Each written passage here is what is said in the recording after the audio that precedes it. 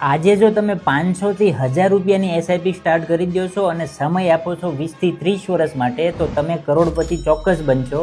પણ નોર્મલ લોકોને એ નથી ખબર કે કયા મ્યુચ્યુઅલ ફંડમાં અને કઈ સ્કીમમાં ઇન્વેસ્ટ કરવું જોઈએ. તો ચાલો સમજીએ સિમ્પલ ભાષામાં. પહેલું છે લાર્જ કેપ ફંડ, એટલે કે તમારા પૈસા ટોપ 100 કંપનીમાં જશે, જેમ કે રિલાયન્સ અને ટાટા જેવા કંપનીમાં, જેમાં રિસ્ક પણ ઓછું છે અને રિટર્ન પણ સ્ટેબલ મળે છે. બીજું છે મિડ કેપ ફંડ, એટલે કે તમારું ફંડ 101 થી લઈને 250 નંબર સુધીની કંપનીમાં જશે, કે જે લાર્જ કેપ પણ બની શકે છે.